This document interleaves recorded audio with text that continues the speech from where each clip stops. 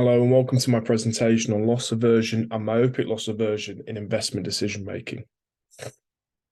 So without further ado, what is loss aversion? Loss aversion refers to the notion that a real or potential loss is perceived as psychologically or emotionally more severe than the equivalent gain. For example, the pain of losing £100 is far greater than the joy in finding the same amount. This was first proposed by Kahn and Tversky in 1979. Loss aversion remains a popular behavioral concept that can be attributed to a number of decisions that individuals make on a daily basis and is often manipulated by businesses to increase revenue. Now, moving on to the next slide. Figure 1, which was developed by Kahn and Tversky in their later research in 1986, shows how heavy the losses felt compared to a gain, or even with an equal amount at stake. Take the amount of £100, for example. The steep curve seen once a loss has occurred is not the same when £100 is gained, where the value is felt less, demonstrating how loss aversion can occur. Now, research into loss aversion is well documented and has been solidified many times since Kahn and Tversky's research in 1979, where loss aversion can occur in risky and riskless choices. Bank managers focus on avoiding losses rather than making gains. And there is a significant positive linear relationship between loss aversion bias and investment in the Rwanda stock market. Now, these samples of research ultimately strengthen the validity of loss aversion in behavioral economics, whilst also demonstrating how loss aversion can be tested and observed in many different contexts and settings. Furthermore, loss aversion can be seen in vastly different years, showing how even with scientific knowledge developing, loss aversion stands the test of time. And moving on to myopic loss aversion, this was first proposed by Benazzi and Thaler in 1995, where myopic loss aversion aims to explain how loss-averse investors often take a short-term viewpoint of their investments and evaluate outcomes frequently, leading them to react overly negative to short-term losses. Now, this short-term viewpoint that many investors suffer from mean that they often underinvest in more riskier investments, meaning that there's potential long-term gains missed out due to this fear of loss. Moreover, this can happen with any size or monetary value of investment, even if they have long-term investment goals such as saving for retirement or pension plans, further demonstrating the danger it could possibly cause. Now, since its proposal almost 30 years ago, myopic loss aversion, or MLA for short, remains an important topic in understanding investment decision-making and what can cause profit and losses for investors. A perfect example of this has been outlined by Metcalf, who found that investors with infrequent price information invest around a third more in risky assets and earn more than 50% of the investors with frequent information, proving how evaluating portfolios frequently gives investors a false sense of loss, even though most investments are long-term. Sutter and Fellner further proved Metcalf's research by finding both investment horizons and feedback frequency contribute almost equally to the effects of myopic loss aversion, further demonstrating how a short-term outlook on investments where a long-term outlook is needed can cause myopic loss aversion. Now, the problem with research on loss aversion and myopic loss aversion is that they only research and ask educated, experienced investors and bank managers. Now, because of this, I chose to research loss aversion and myopic loss aversion for the average person due to the fact that almost a third of all British citizens own shares of some sort and are therefore at risk of both loss aversion and MLA, illustrating the need for more open research into the two biases. Through my research, I hope to solve gaps in the demographic that researchers leave open, and from my sample size of 32 participants, I received an overwhelming majority of 18 to 25-year-olds at around 90%.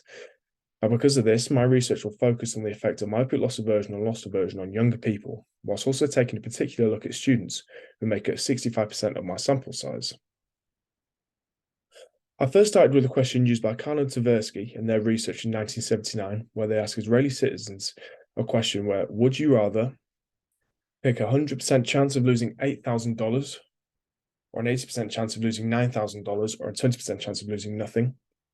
And then gave them the option of a 100% chance of receiving $8,000, or an 80% chance of receiving $9,000, or a 20% chance of receiving nothing. Now, I changed the monetary value from 8,000 to from 3,000 to 8,000 so that the sum of money was deemed as a life-changing amount. Now, the results were what I expected.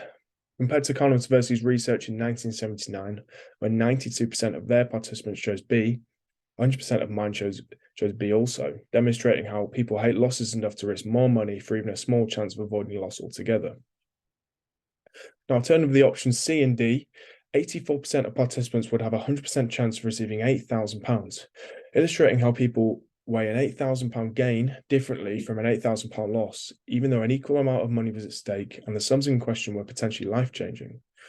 Now, both answers B and C show signs of loss aversion, meaning 84% of my participants were loss averse. Now, in terms of testing for market loss aversion, I then presented a question written by myself in order to test this, where I gave the option of either selling or keeping an £8,000 stock that has not performed well in the last 6 months, but has performed well in the past. Now, although the majority of participants did show loss aversion, for MLA, it was quite the opposite, where only 75% would keep their stock, thus refraining from market loss aversion bias. Now, this directly contradicts research on market loss aversion, where it's been seen in investors. It raises questions to why this is the case. One of the reasons why this could be is due to the overwhelming majority of participants being students and in this 18 to 25-year-old bracket. In terms of how this affects market loss aversion, when analysing whether professional traders exhibit MLA, Hagen lists find that professional traders exhibit market loss aversion to a greater extent than undergraduate students. Now, this highlights the naivety of students and younger people and could mean that they're more willing to take more risks than experienced traders. As a result of my previous results, I decided to undertake a cross-tabulation to further develop my understanding of what draws participants to keep and what draws them to sell. By using employed and students, I found that students are 13% more likely to sell compared to employed participants. This exemplifies not only how young employed adults are the least affected demographic of myopia loss aversion, but also shows how students may not be resistant to MLA as first thought, possibly due to having less experience with large sums of money than young employees. Now, although the results from market loss aversion were interesting and unexpected, the reasons why participants chose to sell the stock brought depth and a qualitative aspect to the questionnaire. Firstly, there are a few recurring themes within the answers, where some participants vote to sell to avoid losing more money, whilst others vote to keep, due to the span of 6 months not being enough time to sell, whilst limited information made some participants sell and some leaning towards keep. As seen, the explanations from participants are varied and illustrate whether or not an individual bases their decision on a hope or a gamble, or if their previous assess of a stock and information given is enough to persuade and refrain. From this, market loss aversion can be identified in some participants' responses. However, the general consensus among participants is that for a large sum of money, an investment should be long-term in order for the chance of the stock to recover and grow. Most importantly, these answers also show maturity among participants who are of a younger demographic. So to summarize some of the key results of my questionnaire, loss aversion affects around 84% of 18 to 25-year-olds, whereas MLA only affects around 18% of participants. These results further raise important questions of whether questionnaires or surveys done by academic research should include younger, less experienced investors due to younger participants from my questionnaire showing less signs of loss aversion than their older counterparts.